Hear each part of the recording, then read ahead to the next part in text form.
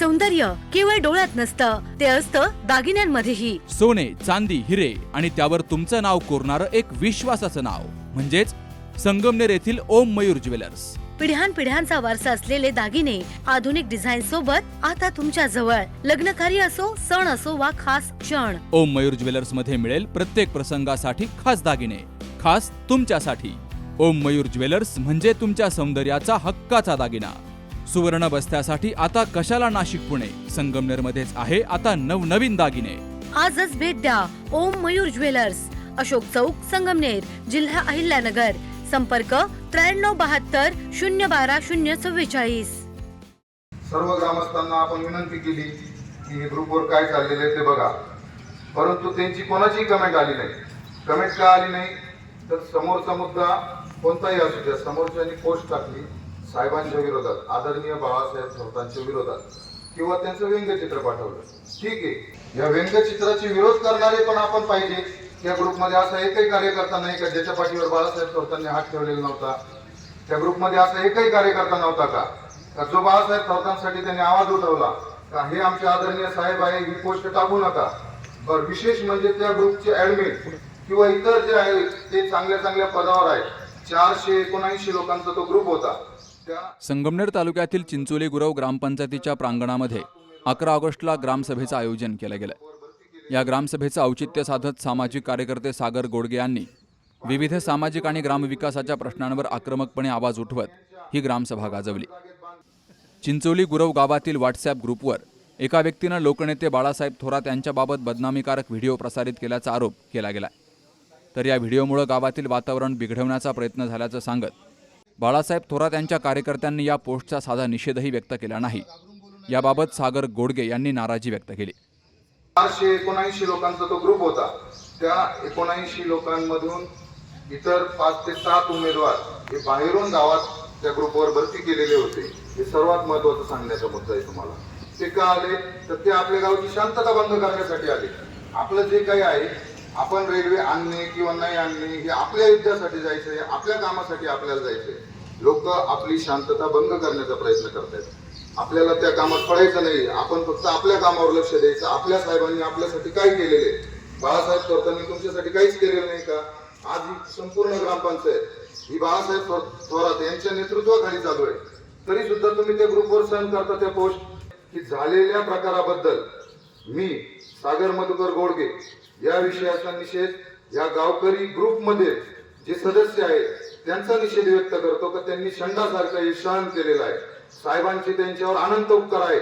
साहेबांच्या खाल्लेल्या मिठाला जागा होण्याची वेळ आहे त्यांच्यावर. आज साहेबांनी पाणी प्रश्न असू दे, इतर प्रश्न असू दे, सर्व प्रश्नांवर त्यांनी काम केलेलं आहे. आज त्यांच्यावर वेळ आहे.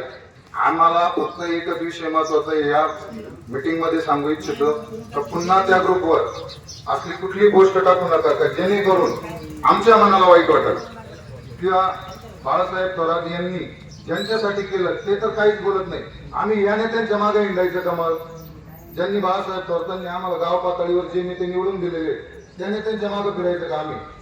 जे बाळासाहेब थोरातांच्या या छोट्याशा पोस्टचा सुद्धा विरोध करू शकत नाही अशा नेत्यांसोबत आम्ही राहायला तयार नाही. हा आमचा एकदम स्पष्ट मत असेल या विषयावर. आणि झालेल्या पोस्टचा आम्ही गावकऱ्यांच्या वतीने आणि त्या ग्रुपच्या सदस्यांचा निषेध करतोय. प्रथमतः हे वाक्य लक्षात घ्या. झालेल्या पोस्टचा निषेध आम्ही त्या माणसाचा करू किंवा नाही करू हा विषय वेगळा, पण आम्ही त्या ग्रुपच्या सदस्यांचा निषेध करतो का ज्या सदस्य साहेबांचे उपकार असताना शंडासारखी ही गोष्ट सहन केली त्या सदस्यांचा आम्ही याच्यात निषेध करतो. तर चिंचोली गुरव येथील रयत शिक्षण संस्थेच्या छत्रपती शिवाजी विद्यालयाच्या नूतन इमारतीसाठी जमा करण्यात आलेल्या देणगीचा आणि झालेल्या खर्चाचा संपूर्ण हिशेब ग्रामस्थांसमोर सादर करावा अशी मागणी सागर गोडगे यांनी केली. तर हा हिशेब 1 महिन्याच्या आत द्यावा असंही त्यांनी सांगितलंय. विद्यालयाच्या नवीन इमारतीच्या बांधकाम आराखड्यात प्रसाधनगृहाची तरतूद का केली नाही असा सवालही त्यांनी विचारलाय.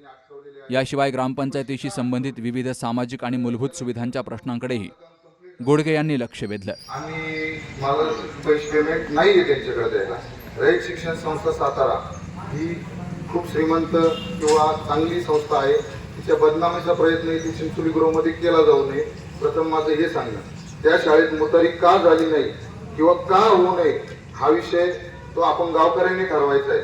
गावकऱ्यांनी दिलेले दान, आपण मंदिरासाठी दिलेले दान आहे ते आपण कुठेही लिहून ठेवतो. छोटीशी जरी रक्कम आली तर ती आपण दाखवतो. गावकऱ्यांनी 11 लाख, कोणी त्यांच्या ऐपतीनुसार, काहींचे तर दान सुद्धा दिले गेलेले नाही. त्याच्यात नाव भरपूर आहे. सोनवणे, कांदा व्यापारी तुकाराम शेठ, असे खूप लोक आहेत की ज्यांनी ते नाव सुद्धा कुठे जाहीर केलेले नाही. अशा लोकांची सुद्धा खूप मोठी मोठी रक्कम आहे. त्याचा हिशोब कळू द्या. आम्ही तुमच्यावर संशय घेत नाही, पहिला मुद्दा लक्षात घ्या. पण तुम्ही सर्वांनी आम्हाला तो हिशोब दाखवणं गरजेचं आहे. आम्ही एखादा विषय जर तुम्हाला विचारला ग्रामपंचायतीला किंवा रयत शिक्षण संस्थेला, तर ते म्हणत्या माहितीच्या अधिकारात जा. आम्ही का माहितीच्या अधिकारात जायचंय? तुम्ही माहितीच्या अधिकारात जा, ती माहिती काढून ठेवा. लोक तुम्हाला विचारायला येणार हे तुम्हाला माहित नाही का? लोक तुमच्यावर संशय घेत नाही. लोक तुमच्या कामाची परिस्थिती बघायला तयार आहेत. लोक तुमच्यावर विचार करतायत त्या शाळेला 2 कोटी आले, 3 कोटी आले, हीच भाषा चालू आहे. आम्हाला ते पण माहित नाही शाळेत किती पैसे आलेले. त्या मुतारीत आजही आमच्या मुलांना पाठवायचं का स्वच्छता करायला? आजही त्या मुतारीत पाणी नसलं तर गावात सुरेश तात्या कोणाला तरी फोन करायचा, टँकर घेऊन या, हे कामं करायचे का? म्हणजे 2 कोटी रुपयात तुम्हाला पाण्याची सुद्धा सुविधा झाली नाही त्या शाळेत. हे प्रश्न कोणी विचारायचे? ग्रामसभेने विचारायचे. मग त्या ग्रामसभेत किंवा त्या शाळेच्या ट्रस्टवर जर आपले माणसं असतील, त्या शाळेच्या जर याच्यात आपले माणसं असतील, आज यांना दादा जिवंत आहे. दादा जिवंत असताना त्यांचा राजीनामा झाला कसा? त्या पोस्ट आहेत माझ्याकडे, त्यांच्या राजीनाम्याचं पत्र आहे माझ्याकडे, तर मी राजीनामा दिलाच नाही. दादा जिवंत असताना जर राजीनामा झाला नाही तर दादांच्या ऐवजी तुम्ही दुसरा माणूस भरला कसा? आणि जर घर किंवा आपण जर म्हणतो वडिलोपार्जित पद्धतीने जर माणसं भरण्याची पद्धत आहे, तर दादांच्याच कुटुंबातले माणसं का नाही भरले? दुसऱ्या कुटुंबातले माणसं का भरले? ज्यांचं शाळेच्या जागेत अतिक्रमण आहे तेच माणसं त्या कमिटीवर चालतात का? मला नाव घेण्याची गरज नाही, तुमच्या लक्षात येऊ शकतात माणसं. मी एकाचा विरोधक नाही, मी सर्वांचा विरोधक आहे. मी नारदाचा विना हातात घेतला होता. मला काय साहेबांचा विरोधक नाही, मी खताळ साहेबांचा विरोधक नाही, मी कोणाचाच नाही. चाललेले कामं मला योग्य वाटत नाही. पाण्याची टाकी 2019-20 साली माझे मित्र संतोष सोनवणे यांच्या रोड फ्रंट जागेत बांधली. त्या पाण्याची टाकी बांधल्याच्या नंतर आमच्याकडून 1000 2-2 हजार रुपये त्या कनेक्शन संदर्भात ग्रामपंचायतीतले कर्मचाऱ्यांनी घरी येऊन आमच्याकडून पैसे नेले. खूप माणसं आहेत ते ज्यांच्याकडून ते पैसे नेले. त्या टाकीचा 1 थेंब पिण्यात आलेला नाही.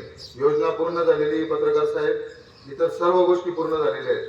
पाईपलाईन पूर्ण झालेली, कॉक आहे, नळ आहे, वाल आहे, सगळं झालेलं आहे. मग त्या टाकीला पाणी का नाही आलं? पाणी कुठं कमी पडलं? ते एकदा तुमच्या माध्यमातून आम्हाला शोध लावून द्या, ही पत्रकार बांधवांना आमची विनंती आहे. ग्रामस्थांनी उपस्थित केलेल्या प्रश्नांना सरपंच विलास अण्णा सोनवणे यांनी समाधानकारक उत्तर देण्याचा प्रयत्न केला. गावच्या विकासासाठी ग्रामपंचायत सदैव कटिबद्ध राहील असा आशावादही सरपंच विलास सोनवणे यांनी बोलून दाखवला. आजची ग्रामसभा शासकीय नियमानुसार 16 वित्त आयोग संदर्भात चर्चा करण्यासाठी आम्ही ग्रामसभा बोलवली होती. योगायोगानं गावातल्या तरुण कार्यकर्त्यांनी काही विषय असतील म्हणून पत्रकार बांधवांना बोलवलं होतं. पत्रकार बांधवांना बोलवल्यानंतर जे त्यांचे विषय होते ते त्यांनी मांडले.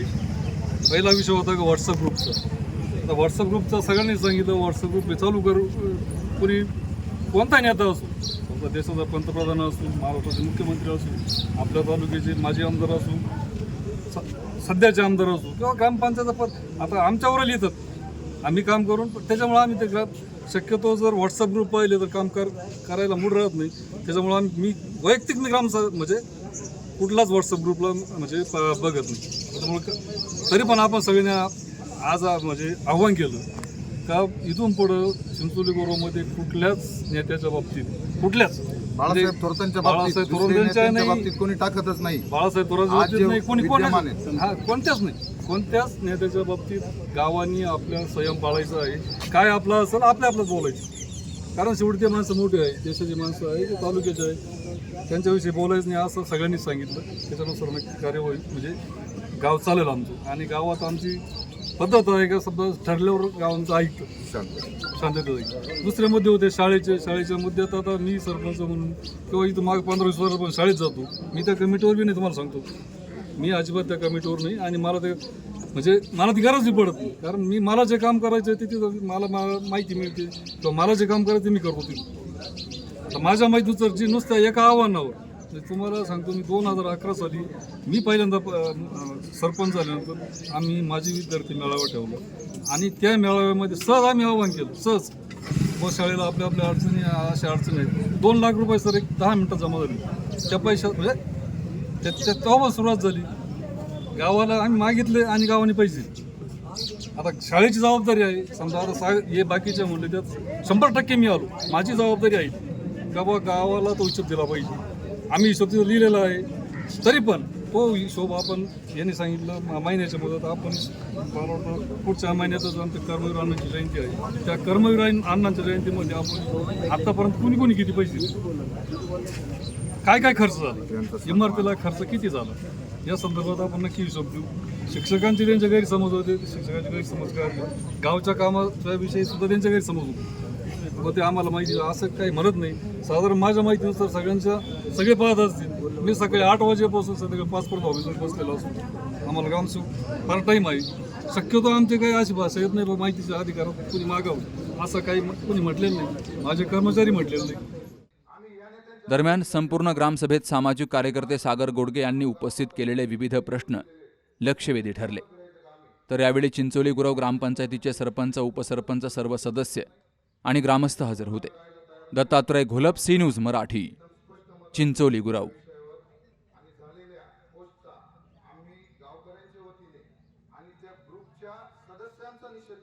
सुनबाई, आजही चहा काल सारखाच बनव. अगं, कोणती नवीन चहापत्ती आणली आहेस का? काय ग, कालच्या चहाचं रहस्य काय आहे? प्रत्येक चांगल्या चहासाठी आवश्यक आहे राजहंस दूध. चहापत्ती तीच, फक्त दूध नवीन. तुम्ही फक्त दूध बदला. राजहंस दूध आणा आणि असा मस्त चहा बनवा.